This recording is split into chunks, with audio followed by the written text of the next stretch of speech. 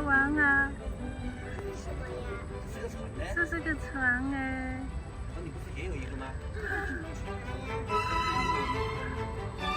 对对对，对，你看到里面不是有个游泳池吗？过来，这游泳池我感觉过来。算了，下次把我们我的航空母舰上是你先小人。啊，是你的小人啊，把航空母舰拿过来玩一下啊。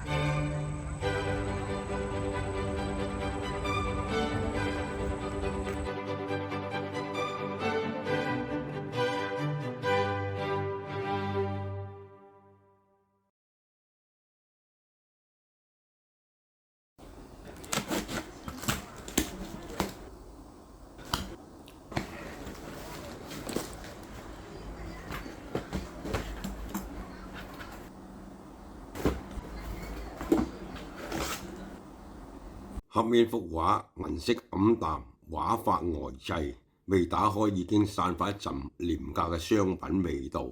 排名世界第4名輪，都唔知係點得到呢個排名。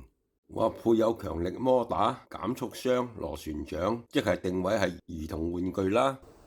合則呢一段介紹資料粗疏，句法生硬，好似喺度自言自語咁。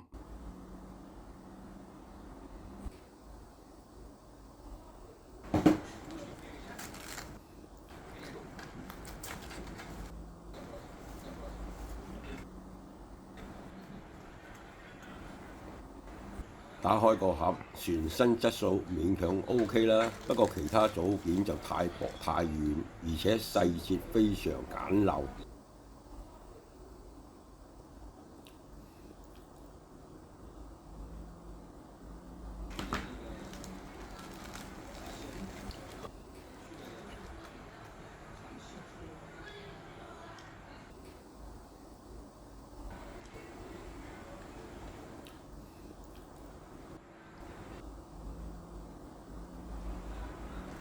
但好在船窗開窿尚算冇太多水口，而呢個正正係我着重嘅，我就係準備借呢啲舷窗嚟散發船內啲燈光。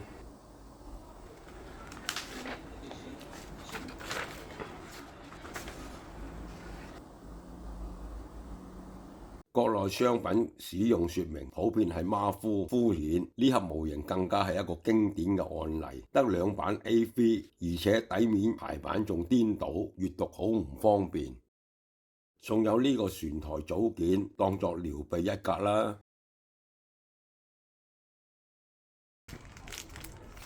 個所謂強力摩打，原來係個最弱雞嘅130摩打。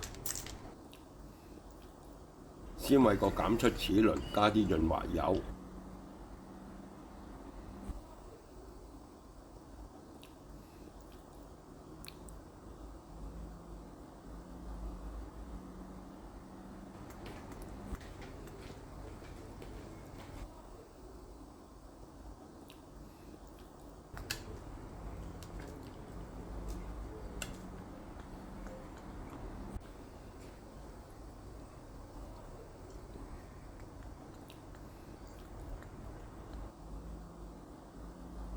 因為組件啲編號黑紋太淺，睇唔清楚，我用色筆再清楚啲編號，不致造成誤會。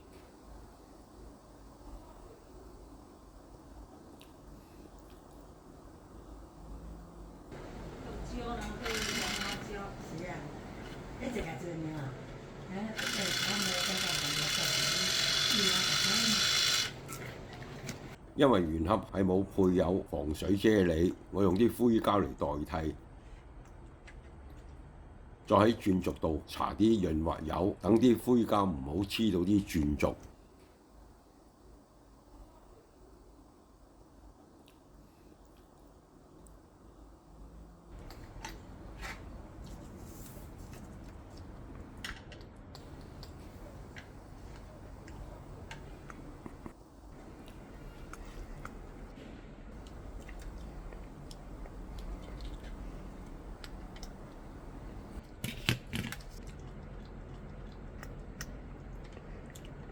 點知等到安咗轉軸，先至發現同個輸出軸唔成一直線，轉起嚟又慢又嘈，或者根本轉唔喐，所以放棄咗呢個船內摩打推動嘅諗法。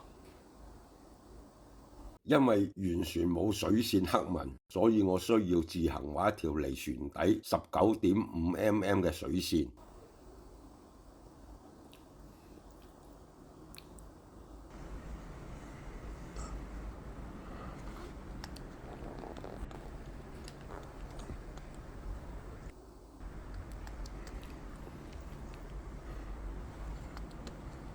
因為準備喺船內安裝燈光，所以需要將船艙噴啲黑油嚟遮光。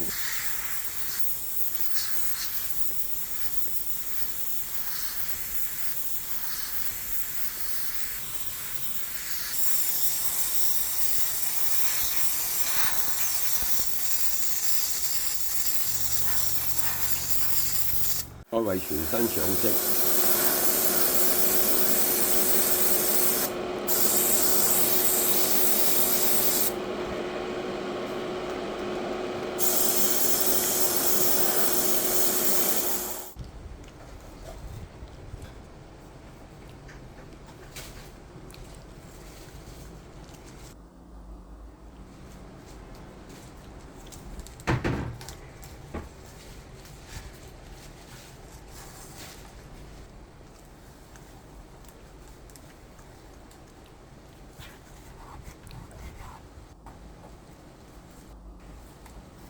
我認為新船時候嘅玉米色比白色更加有特色。我想對船仔浮力有個概念，測量下嘅船仔嘅排水量。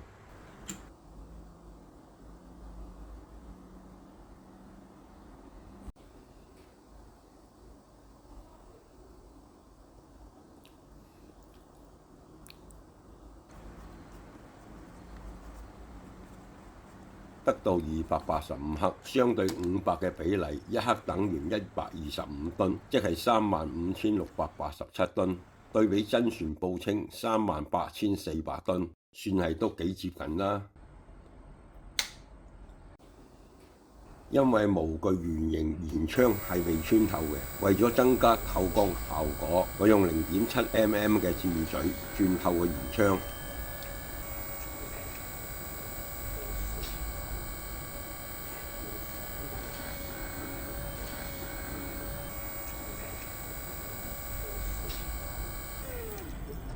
舷窗燈光明顯係光咗好多。我再喺艙內貼上磨砂膠紙嚟漫射啲光線。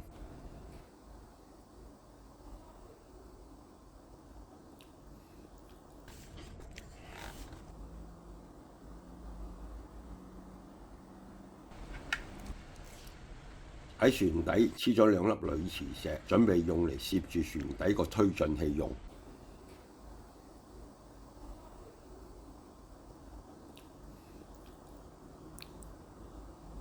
喺船艙再黐啲石子，除咗遮擋船底漏光外，仲可以增加艙內嘅亮度。我再為船尾艙房鑽窿嚟當作舷窗。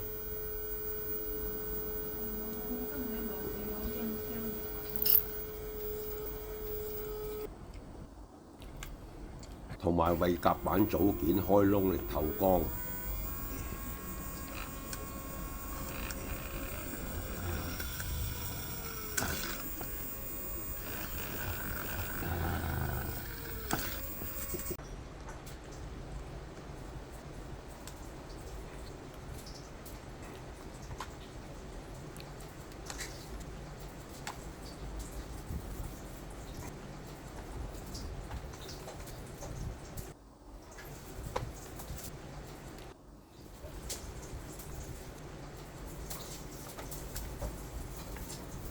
經過幾次嘅修整，船仔嘅燈光大致滿意。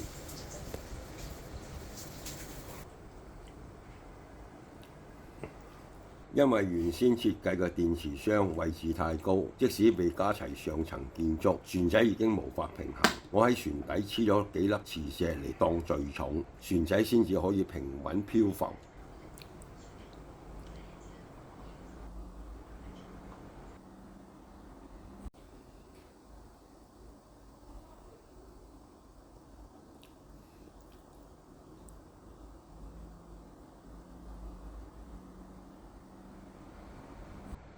因為我從未試過自行安裝遙控，所以我喺網上買咗一套簡單廉價嘅嚟試下。我為接收機用薄板做咗個箱仔，除咗可以保持水密之外，仲可以當作浮箱，增加船仔嘅浮力。我又喺網上買咗快慢兩個減速摩打同螺旋槳，安裝喺個甲板支架度。個慢速摩打用嚟控制方向用嘅。我喺個電池箱蓋度黐咗兩粒鋁磁石，用嚟黐實個支架用嘅。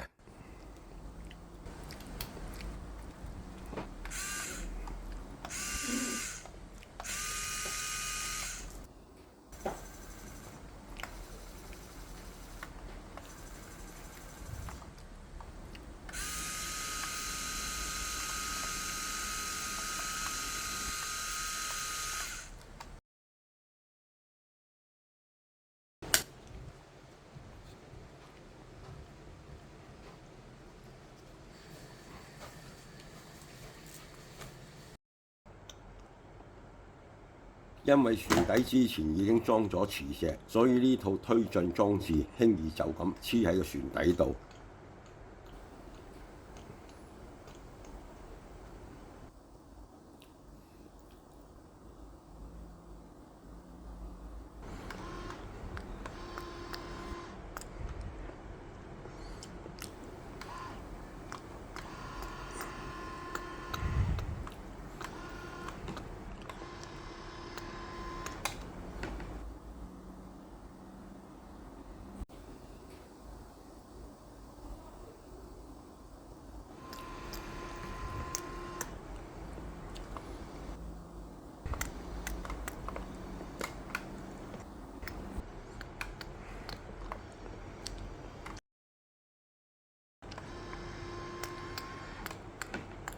關於鋁磁石，我發現好啱用喺我啲模型度，細細粒，磁力強。不過要注意佢嘅磁極喺扁身嘅底面，唔喺長身嘅兩端。要注意個雙級面，用反咗就變成雙距。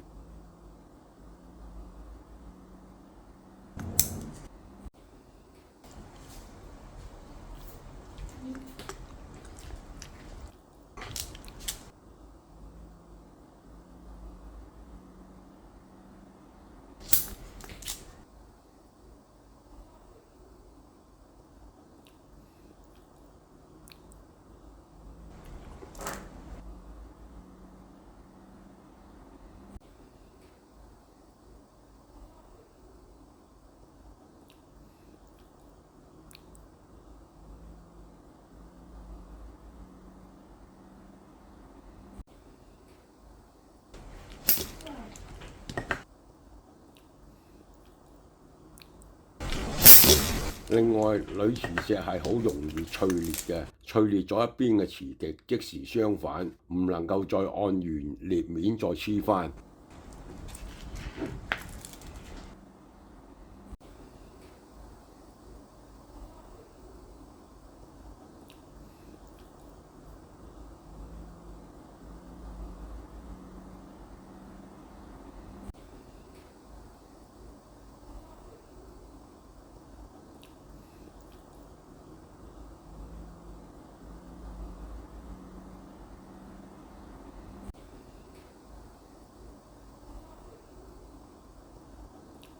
繼續組合上層建築。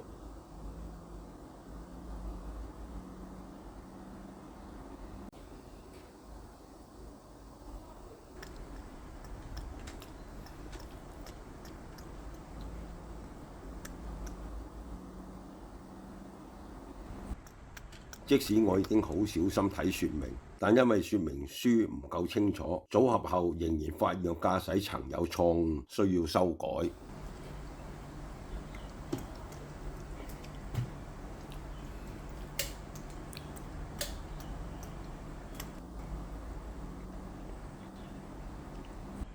我最近先至發現網上買到呢啲超微型嘅 LCD 燈膽，都係用3伏電。呢啲微燈膽好啱用喺細比例嘅模型。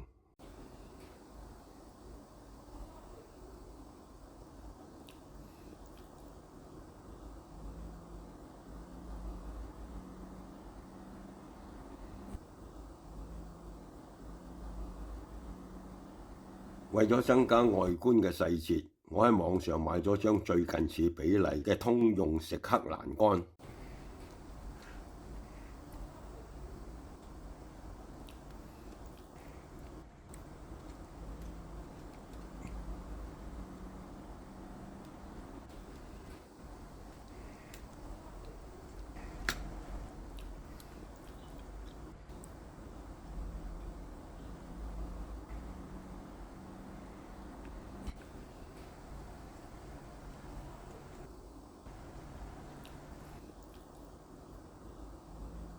原盒冇附有水貼或者印刷紙張，我需要自行打印。船尾安裝國籍旗，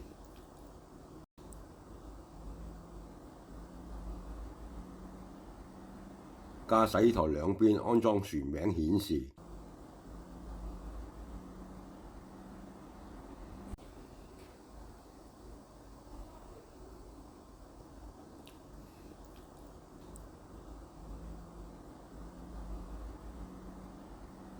船頭安裝曾經非常著名嘅 P&O 公司旗，至此手模型船算係糊起咗，點都比紙模型硬淨，而且可以拎去水度放。